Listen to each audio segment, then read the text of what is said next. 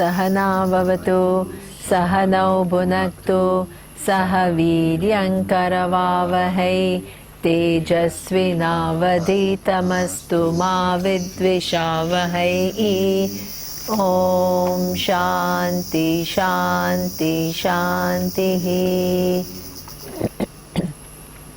Om Shanno Mitra Sham Varunaha Shanno Bhavatvaryama Shanna Indro Bruhaspatihi Shanno Vishnururukramaha Namo Brahmane Namaste Vayo Tvameva Pratyaksham Brahmasi Tvameva Pratyaksham Brahma Vadishyami Rutam Vadishyami Satyam Vadishyami Tanmamavatu Tadvaktaram avatu Avatu mam Avatu Vaktaram. Om Shanti Shanti Shanti.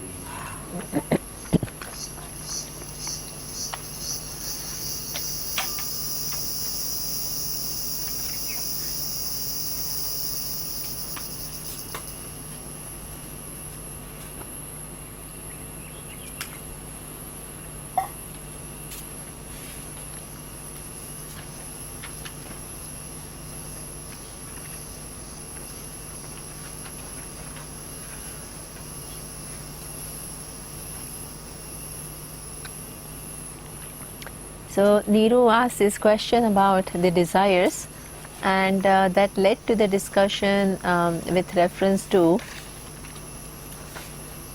what is our attempt with reference to desire.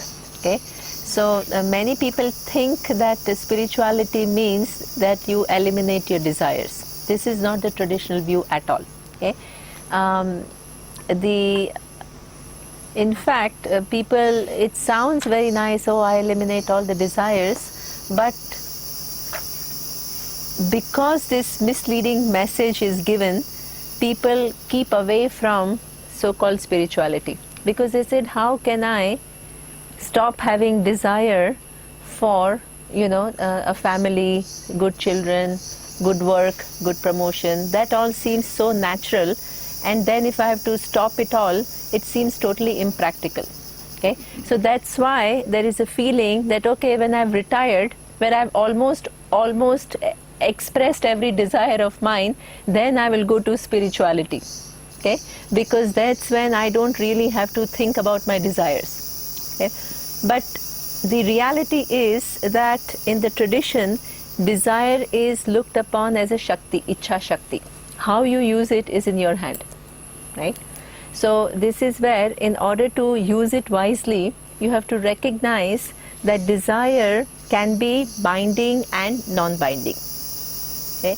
A binding desire is that which a non-fulfillment of which creates some kind of a disturbance, and it's not just a small disturbance. Okay? As we have seen in the example of the necklace, and in the example of this woman who lost, whose father lost a fortune, and how then that carried forward, it creates a lot of disturbance, not only to ourselves, but also with reference to the people with whom we relate to. Okay? So now the whole attempt is to make the desires non-binding rather than eliminating it. Okay? The simple logic, our Swamiji always says, you have a head and you have a headache. What is the solution? Not to cut your head, right? The solution is to take care so the headache goes away. Similarly, you have the capacity to desire. If you don't know how to manage it, it creates a havoc. The solution is not to eliminate it, because the very fact that you are here today is because you have a desire to learn. You have a desire to grow as a human being. Okay? You have a desire to function better in this world. Okay? So that's very good. So you're not trying to eliminate desires. You're just trying to use that capacity in a wise manner so it can take you where it has to take you. Okay? Now, the question comes as to how do you make the desires non-binding? So we have seen in the case of necklace, it stays, it affects my own being.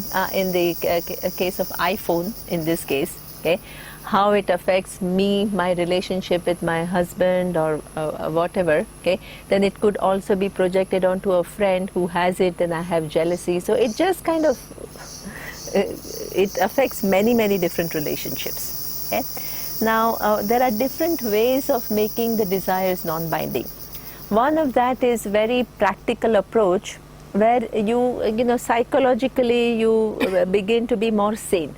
Okay, you just say there is some amount of rationality.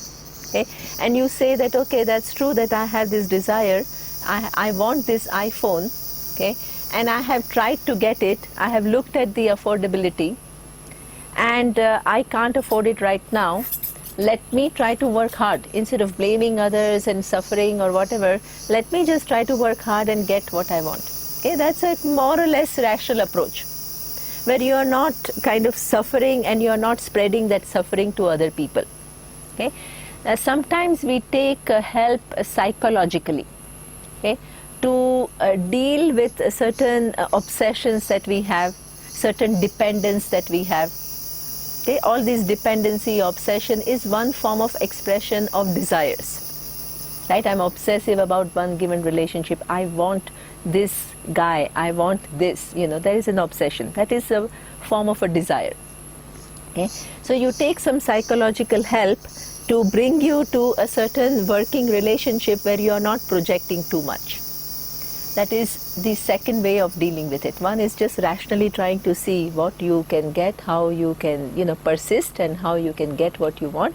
The other one is psychologically kind of taking out that excessive obsession towards a given object or a person or whatever. Okay. Now, when Vedanta talks about maturity, it takes it at different levels. Okay. Now let us look at different levels. The one thing it brings about is the understanding of the order. Okay, that is a very important further information which I can use and remind myself in my transaction. When we talked about, and Surya talked about this morning also in meditation class, is that, you know, generally if the desire is not fulfilled, either I blame myself or I immediately blame somebody else who I think is responsible for not enabling me to fulfill my desire. But if I have one understanding, which is the presence of the order, okay, then I begin to live life with a certain sanity. I begin to understand the fact that I don't call all the shots. Okay? I can only try, but there are many unknown variables that go into producing the result that ultimately comes to me. Okay? And that result which comes to me is not totally random. It's not something which is unfair, or it is something that it is governed by the order. And that order it's always unfailing. And this is where, there is a very famous sentence that it confuses everyone, right? And I've written it in my book, and I get questions, yeah, what do you mean by this sentence? So I know that, but it is something that our Swamiji said, which I think is highly profound, right? He says, generally we have an understanding of Ishvara, the cause of the universe. We say Ishvara is infallible. Okay, so that means what is meant by that? It's not just the word itself. What is the intention? The intention is that I have already decided what is fair and what is unfair. Okay? Because I feel I know the best. And then if what I think matches what happens, right, then I see that there is an overall fairness in the universe. If what I consider to be unfair, if that happens, then I say that the world is unfair. things are like that. Very often people talk about it. Oh, the modern times, we are all like this, right? So there is this whole, what does this sentence mean? That there is basic unfairness in the society. Okay. Now, this is the vision which implies I decide what is fair and what is unfair. And if things happen according to what I consider fair, things are in order. And when things don't happen according to what I consider fair, things are not in order. Your understanding and your maturity has to shift where you understand what is infallible is Ishvara. Okay, what does that mean?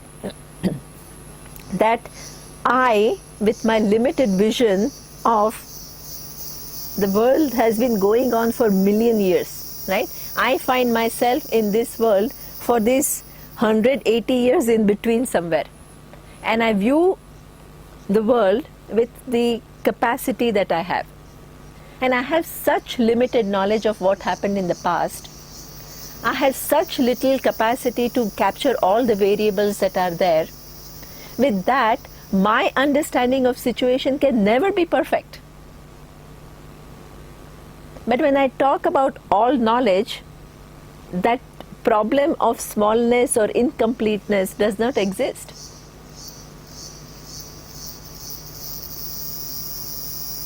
Right? So that means if there is an order of cause and effect which is ruling the universe, then the information that Surya was saying, the variables, the weightage, the number of factors, that is working at a much larger scale than what I can assess with my mind.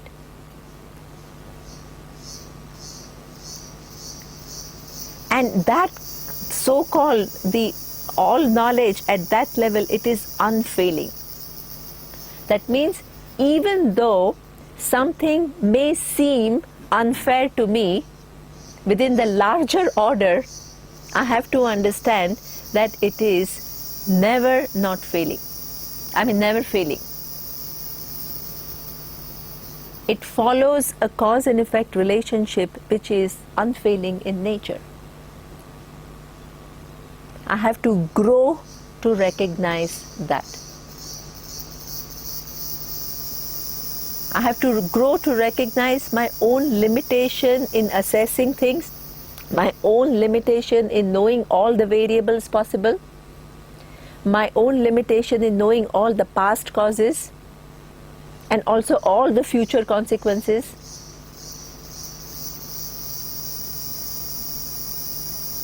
And I also have to recognize that things happen which are in the universe which are not random.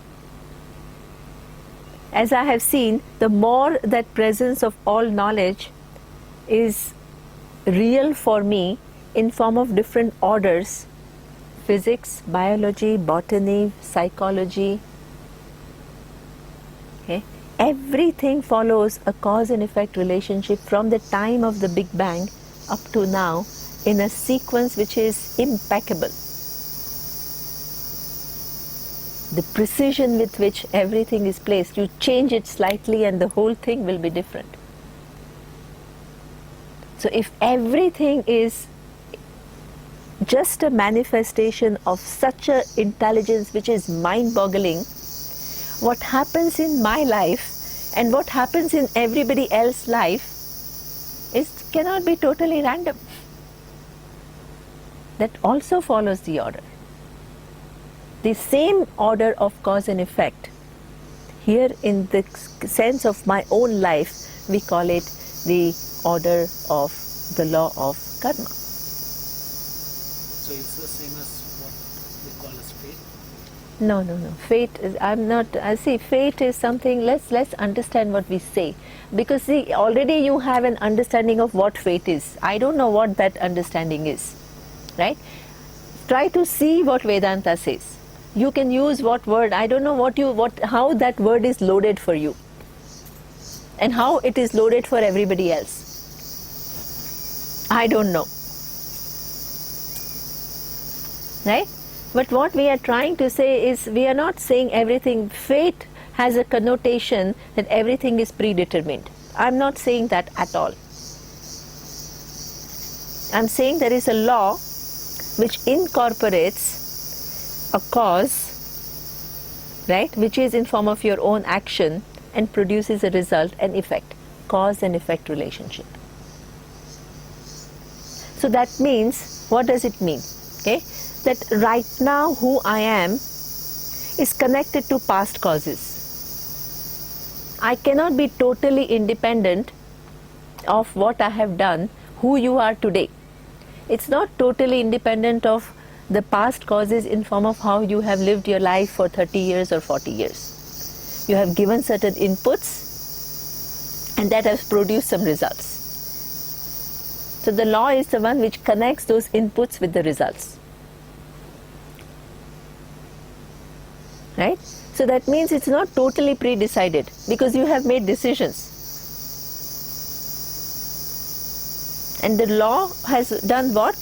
Taken those decisions as an input, connected it with the past causes, connected it with all the other causes, and given you the result. So it's not predetermined. So when you say fate, there is a whole thing of everything is already decided, so what? We are not talking about that. That's why we use words very carefully. We say what we mean. We don't use words which can convey different meanings, and it only further confirms your wrong notions or mistaken notions. That's why this is what we call pramana. It's not a discourse. It's not something where I'm just giving you an advice. No, that's not my role. It's making you see certain facts that exist.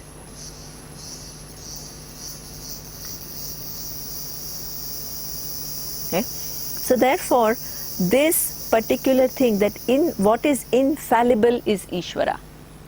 If there is a presence of all knowledge, the access of information available to give the right result for each one according to their own inputs, right, is something, the capacity is infinitely more than what I can see or what I can assess.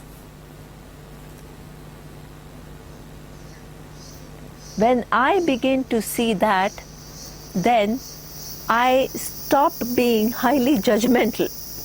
I don't view the world as fair or unfair based on whether things happen according to my wishes or not.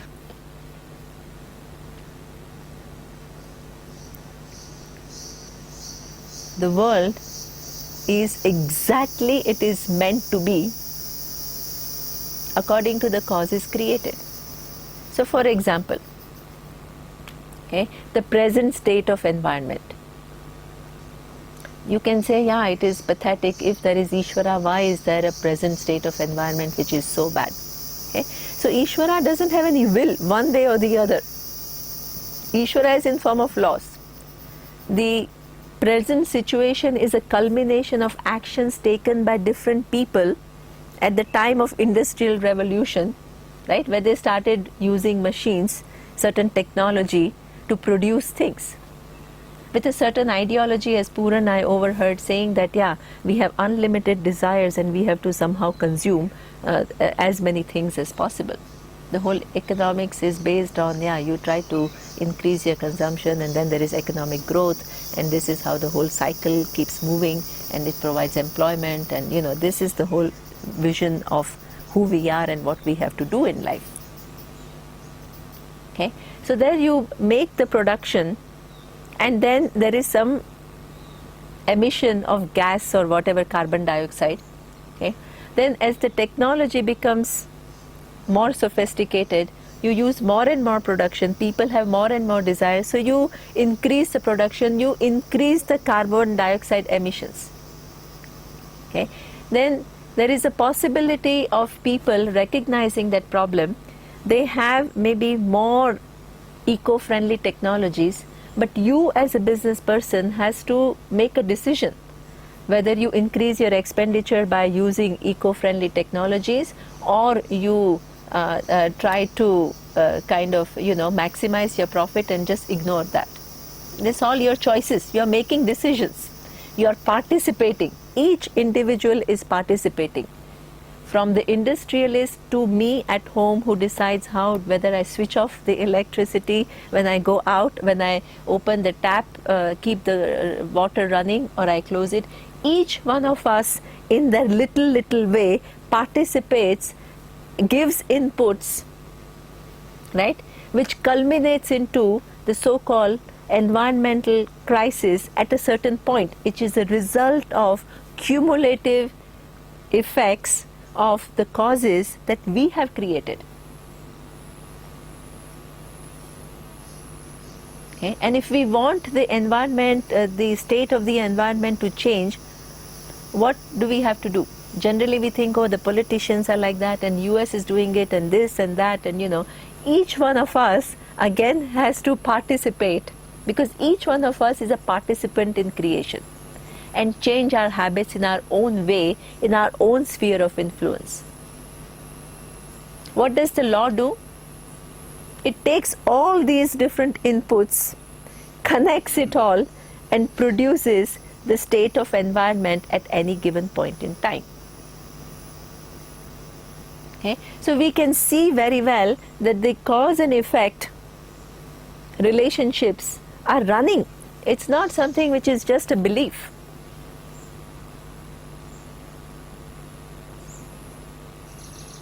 If things are totally random, okay, you have no way to predict. I want to do this, what I have to do, I have no way to say it. Everybody, when I say this is what I want to achieve, I must do this, this. What does it mean? The person has an implicit understanding of the presence of order, whether the person recognizes it or not. That there is some cause and effect relationship between this. If I want to achieve this, this is what I want to do. What does it mean? But we use it in some areas of our life, and we are totally oblivious to it in some other areas of life. But it exists. Just because we choose to ignore it doesn't mean that it does not exist. Okay? So the understanding of order, which is my position in the scheme of things, and what is given to me, what is not given to me, right? It doesn't mean that gives me a certain equilibrium, a certain sanity with which I deal, I participate in the world, I fulfill my desires. Even if things don't happen according to my wishes, I can see that there is a larger order. The larger order doesn't mean I don't make an effort, because I have to give the inputs. The order doesn't just randomly decide. It takes into consideration my efforts of the present, past, and many other things in order to produce the result. So that is living intelligently. Instead of blaming oneself or blaming the world, right? It frees you from all these burdens and enables you to put an effort in the right direction. Okay? The understanding of the presence of order is something which really can take out layers and layers of burden from your shoulder if you understand its implication. The analogy is given that the person is traveling in a train carrying a huge kind of a basket of fishes. Okay? The other person says that why are you carrying such a huge basket of fishes, and really it's giving aches to your shoulder and your neck and everything. And the person says, but if I don't carry it, who will carry it? Right? Are you going to carry it? And then the person says, no, you just put it down, the train will carry it. You don't know it, you don't need it here. If there is already an order which has this amazing amount of intelligence, which is what we call all knowledge, which is manifest in form of universe, in form of different laws, including the laws of dharma and karma, I just don't take on the added responsibilities and burdens. I just free my mind and do what I have to do to make the best of life. Okay? The desire unfulfilled, you have two choices, either to persist and to say, okay, if this hasn't worked, let me try this, right? Because you are trying, right? Or you can say, maybe this is not really meant to be, and I can, it's okay, because it's the order which decides, it's not me. So you have all the choice. Neither there is a rule that you have to give it up, or you have to persist, or at what point you decide not to persist and give it up. Each situation is unique, and you can decide for yourself. But you take out the burden that goes along with non-fulfilling of the desire. You are free. Out of that freedom, you are choosing to persist or not to persist. Not with this pressure, I'm a failure, others are bad, I'm a victim, things are unfair. Not with that.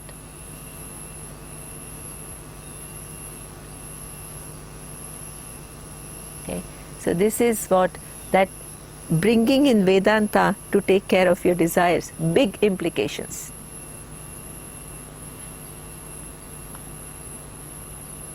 Okay. Then continuing the discussion that the person who realizes that, yeah, and then that question arises. Now, taking it one step further, yes, because Vedanta doesn't talk about only this particular life, so does it has any answer? What happens after the person dies? Do I realize that? that we will talk about it a little bit later. Okay, but let us look how I can shift and how I can better my understanding of what is. Let's not worry about if there is a future life and what happens. Nobody knows for sure, right? But there are answers that we will discuss.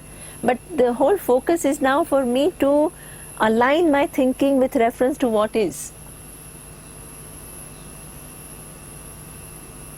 Right? Now there are other two levels of how Vedanta takes that whole desire, right? The other thing which is very important is which comes to this a little bit of this fundamental human problems, right? Why do we have these binding desires? Ultimately we have these binding desires because, for example, for an iPhone or necklace or whatever it is, or a person, because I think that person can give me the happiness that I'm looking for, or that object can give me the happiness that I'm looking for, or it can fill the void that I'm feeling, or that person can fill the lack that I'm It's not a feeling. necklace. It's your own lack. Loaded. Exactly.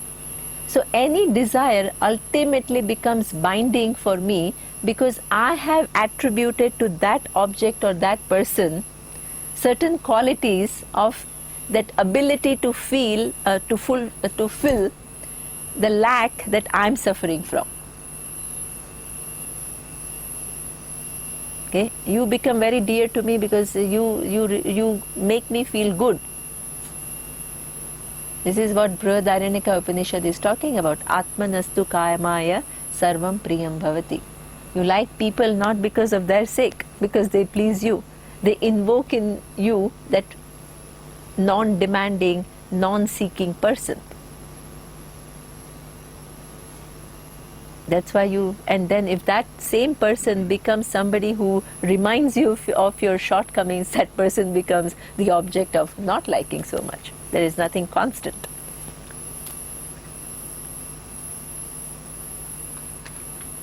Okay, so then you also have to now do another thing.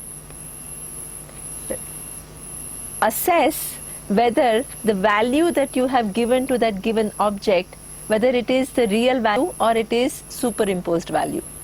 That is the second thing. The binding desire means you have to see that you have given a certain value to this given object.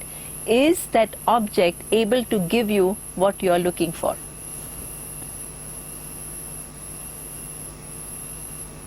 Okay. So there we have a tendency to go from one extreme to the other. The classic example is that of money. Okay, all the people spend most of their life accumulating more money, right, and having better houses, better cars, better whatever. That's fine, right? Then you have some spiritual person who say, oh, money is all material world. Okay, I'm not interested in that. It's all dirty, right? And you go to the other extreme of wanting to avoid money. So and what is the real value of money? So either you have tremendous desire for money because you think, what do you think? You don't just want money for money's sake. You want money because you will feel happy, it will take out your sense of insecurity, it will enable you to have some pleasures. So you are basically interested in your being happy, your being secured, your being fulfilled. That's what you are really interested in. And you think that money will do that job.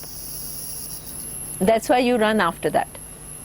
Now you have to assess whether money can make you secure, money can make you happy, whether money can fill the gap, the lack that you are feeling. Can it do that?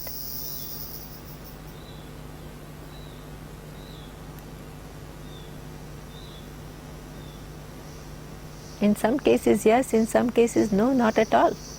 Okay. Sometimes you have money and then you are quite insecure because the more you have accumulated, right, the more there is a fear of loss.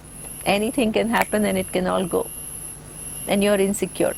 I think Neeru once told me the story that I think in the party, most of the time, I don't know whether it was Neeru or somebody else, that all these very rich people, the point of discussion is that, in case something happens, then how they have to protect all their finances and status and power.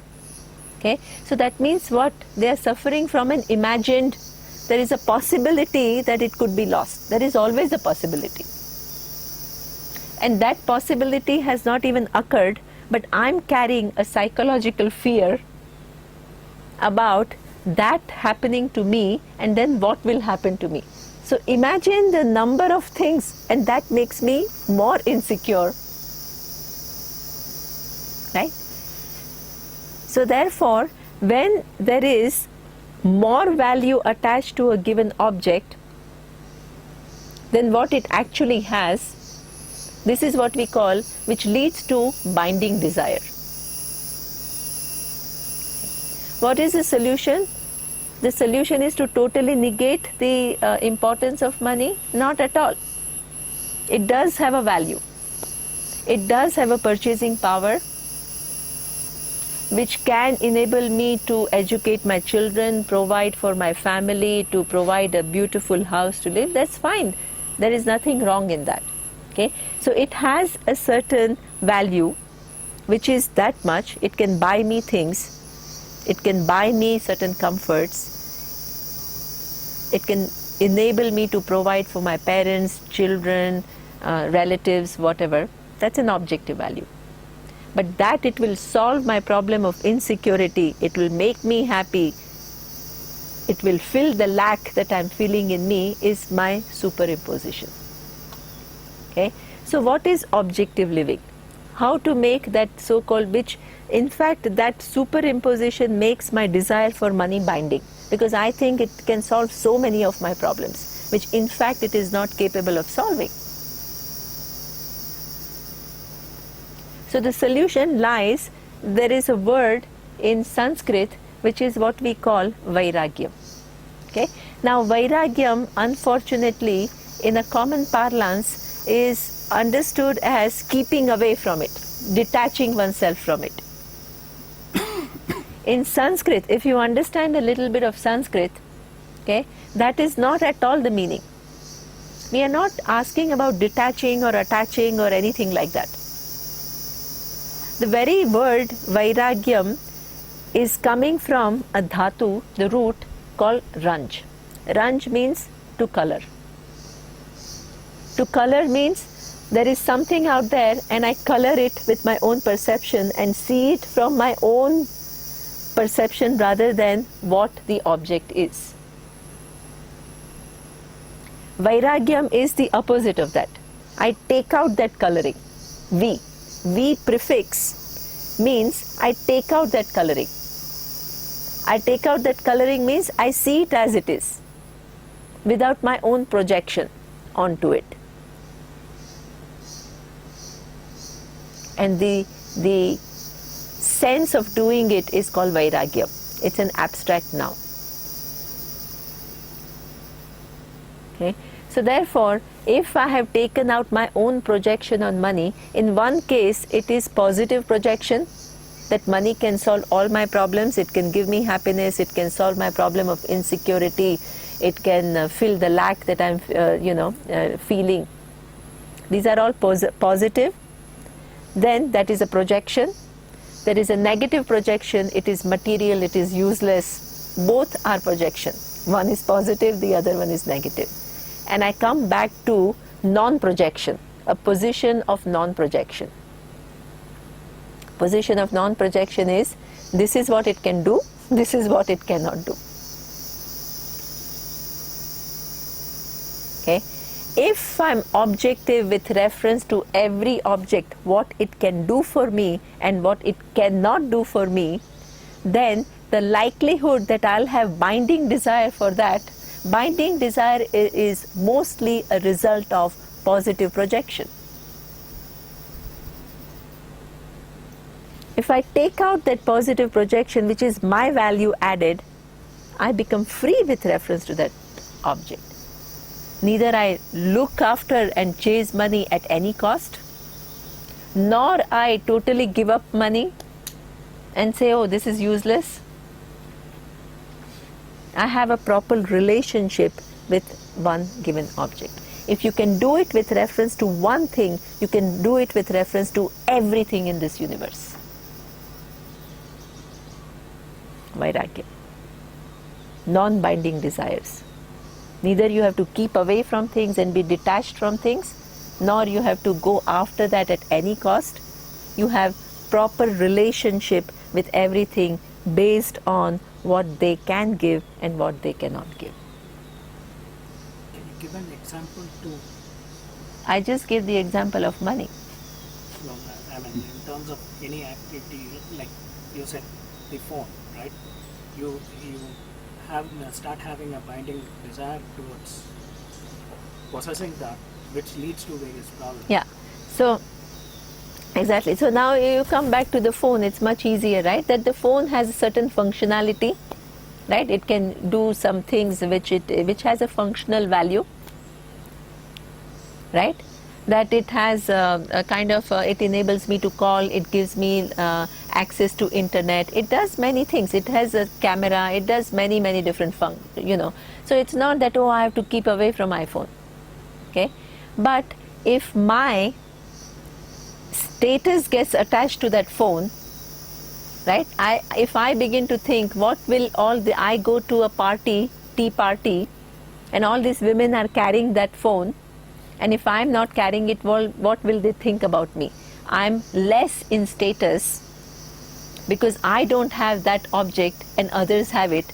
That is my superimposition. Then I can say, but why is my value is measured according to the objects that I carry, or I have my intrinsic value?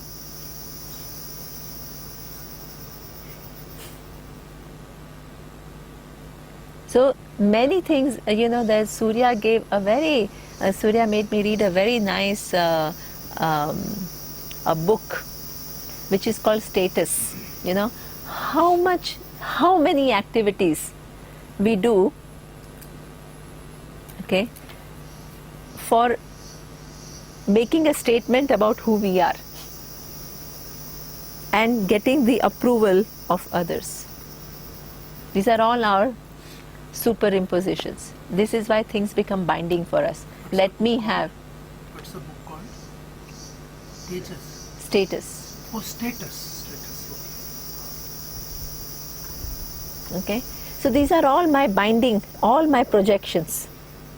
So many of my interactions are based on these projects. Whether people think of me of any less or not, it's not that they are going to, it's me who's carrying this impression.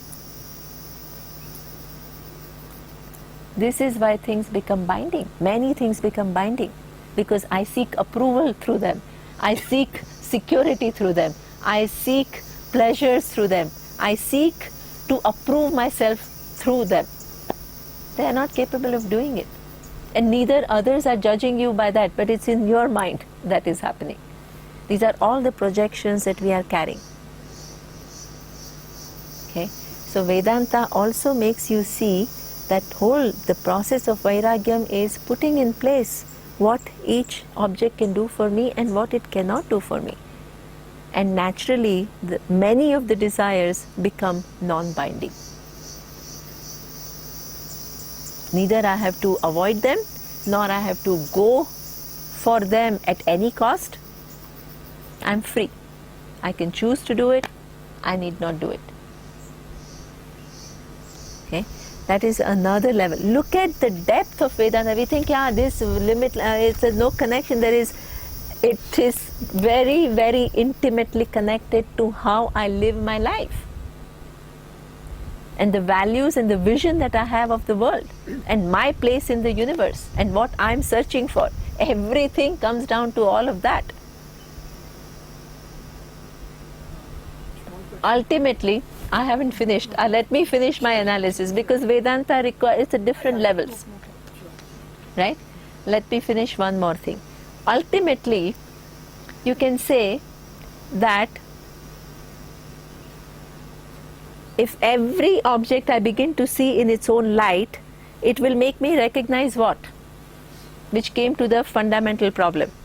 No object in the universe can get me what I'm looking for. It then gets connected to my fundamental problem, recognition of the fundamental human problem. Then, what is the solution? The solution is not seeking more and more and more and more of that. The solution lies completely in the other direction.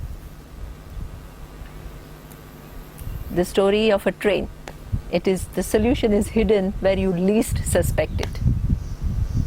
And you're so used to looking for solution out there, even when the teacher says solution is there, and re-look at yourself, that seems all abstract. It seems all unrelated to my life. This is the level of distortion with which we live our life.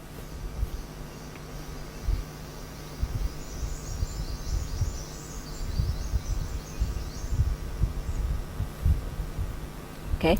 The final solution lies in discovering myself as already free from all these securities, wanting. That is the only time that my problem as a human being who's looking for solution to take care of my insecurities and unhappiness and sense of limitation and inadequacies and having binding desires for different things because thinking that they will solve my problem will go. Otherwise, it will continue on and on and on through cycles of creation.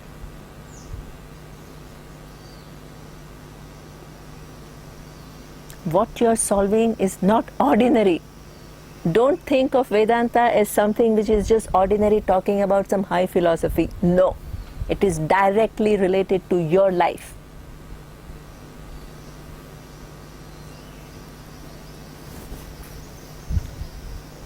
Okay, so this is where and the wise person is the one who has understood the whole thing, and he is seeking the solution where the solution lies, and he has solved this whole problem.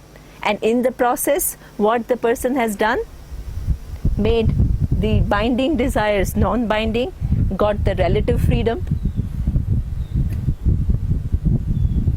and having recognized this reality about oneself, the person is totally free. It is like Lord Krishna. He didn't have to stay away from anything. He was a prince. He was in midst of all the riches and everything. He didn't have to say, oh no, I'm a wise person, so I have to leave everything. No. He was playing flute, he was enjoying himself, he was very playful, he was mischievous.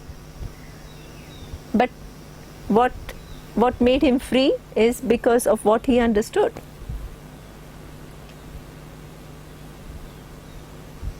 Okay, that is what we are talking about here. Otherwise, whole life goes in fulfilling your binding desires and suffering. Even if you're mature and if you're using psychology and all, you can now see how partial that solution is and how far Vedanta can take you in solving that problem. Order, giving proper value to each object as it belongs. And if they cannot solve, understanding that they cannot solve that problem, looking for the right place where the solution lies and solving the problem fundamentally. Look at the difference in level.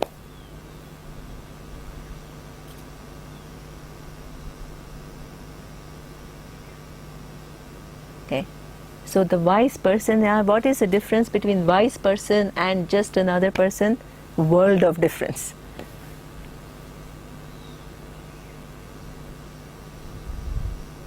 Okay, now let's move forward. It's 1:15. I will close. Okay. I have time. 20 minutes. I have 20 minutes. At 1:30, Yeah. isn't it 12:30? Yeah, but you just had tea and nuts.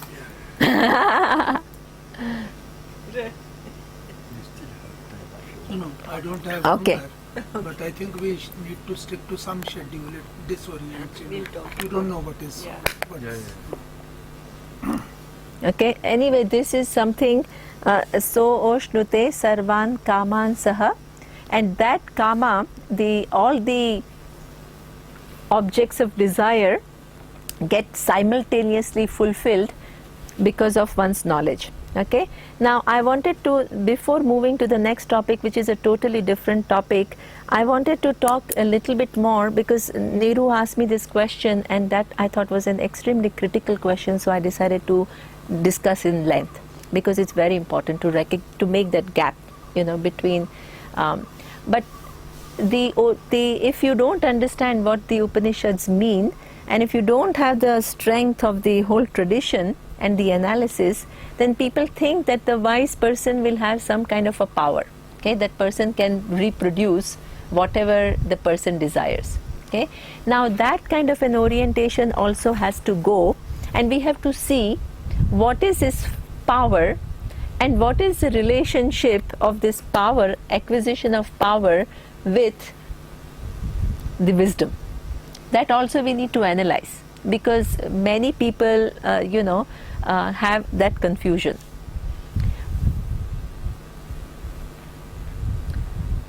In our tradition, the acquisition of power is given as a possibility. Okay, it's a possibility. It's not that it is not. There are many yogic practices which will enable you to do things which are a little bit more than what a normal human range can, within a normal, you can see something more, you can look a little bit into future. All these are given as possibilities. Okay, but is that the wisdom, that with this wisdom that we are talking about? Not at all.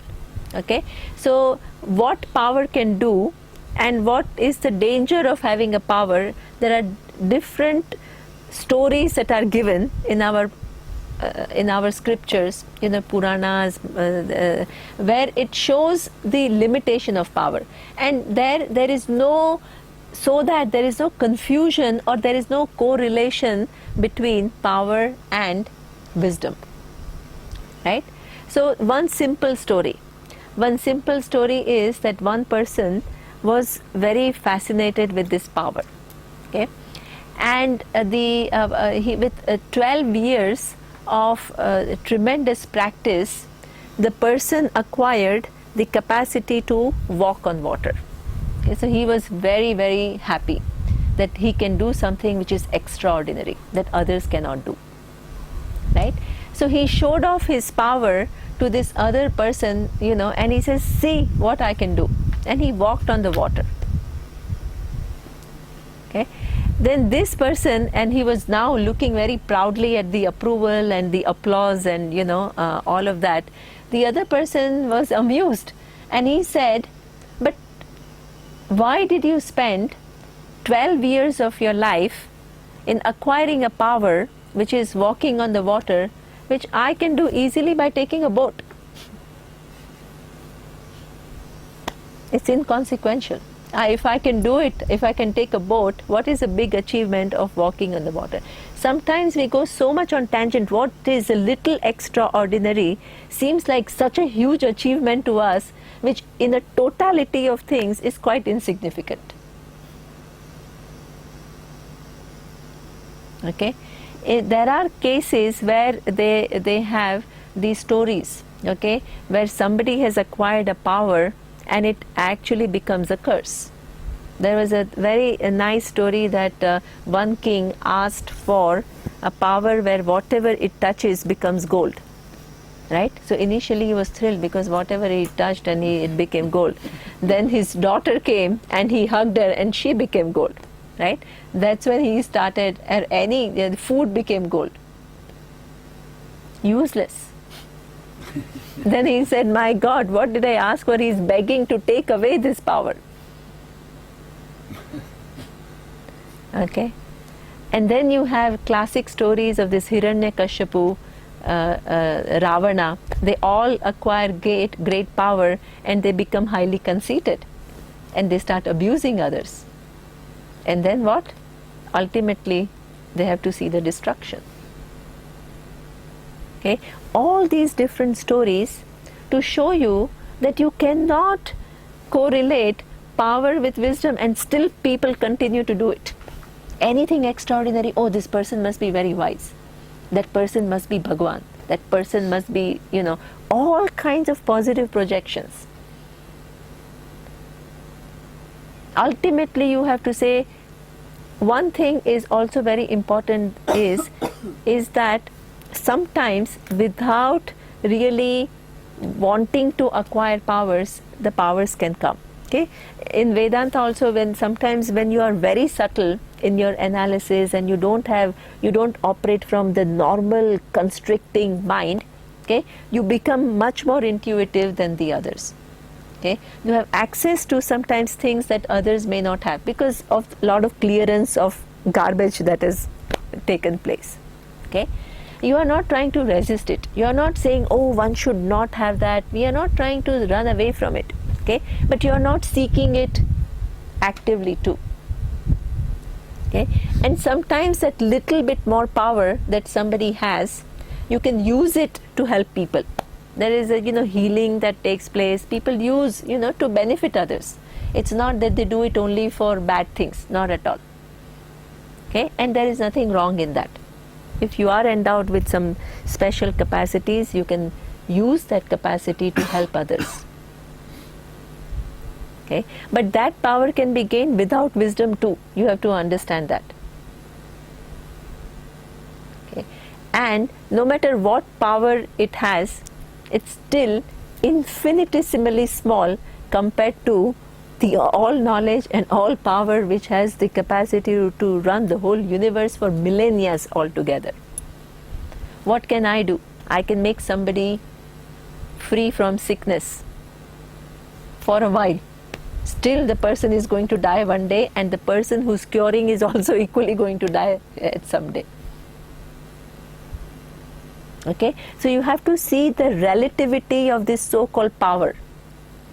Even though it is little more than a human range, it's still very small compared to the all knowledge, which is the power of Ishvara, or the knowledge of Ishvara, infinitesimally small. There you lose this fascination for that. Okay? We are not going after something extraordinary. We are going after seeing what is, and what is extraordinary. You can't improve on limitlessness. It's interesting, that seems like a no goal. But anything little extraordinary seems like, wow, that's something very amazing. we see the distortion with which we all operate. It is just mind-boggling. Mind-boggling. Okay. As our Swamiji says, that if you really want to appreciate the wonder of Ishvara from a non-tangible thing to come up with a tangible thing, what is a bigger wonder than that? But that seems like theoretical to us.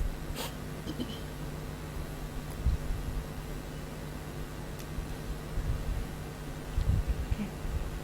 This is how it is. There is this so-called wisdom which makes you alive to what is.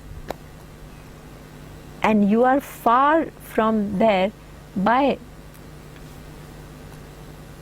miles and miles and miles and miles, just because of ignorance, not because of nothing else. Okay? And the wise person has helped oneself to shed off all this ignorance, and is lucid and alive to what is. Okay? Now, and this is what he says, what is the nature of the wisdom of the wise person? How does he gain all the objects of desire simultaneously? He explains very clearly, Brahmana vipaschiteti, in form of being a Brahman. Okay? In form of being the cause, which is the only thing which counts, which is the only thing which is really there in the universe.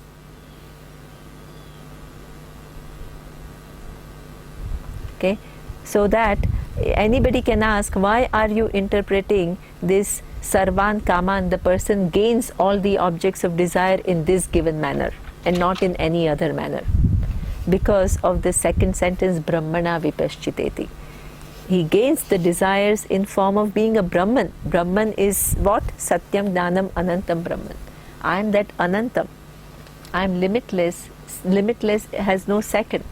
If there is no second, where is the question of desiring? That is the ultimate understanding of the person at the absolute level. At the level of empirical world, what will the person do?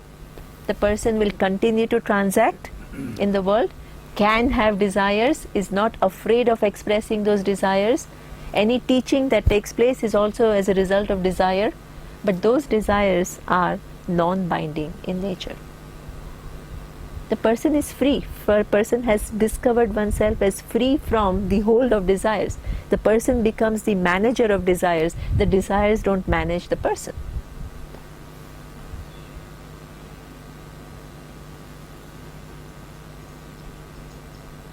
Okay, so both at the absolute level and empirical level, and it's not the same thing, because generally what happens is that when you say the person is totally free from desire because the person has discovered one's limitlessness, what people automatically do is they translate with reference to empirical world as the person having no desires.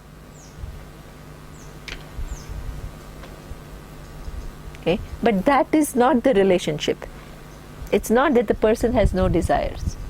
The person has proper relationship with reference to desires, and the proper relationship with reference to objects by understanding the reality of them. Okay, now the whole subject matter moves on to, okay, there is this limitless Brahman, okay, which is available to you in your buddhi as I, the self-evident I, which is already free from everything, from which the whole universe has come, upon which all the entire universe is dependent. Okay, how did it all happen? Okay, that's the next question. How from Brahman the whole Jagat came about? So that process is described, that we will see in the next class.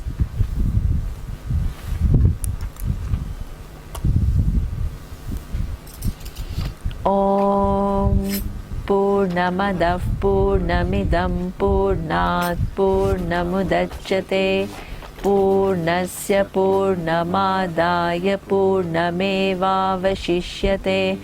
ॐ शान्ति शान्ति शान्तिः. ॐ श्री गुरुभ्यो नमः. हरिः.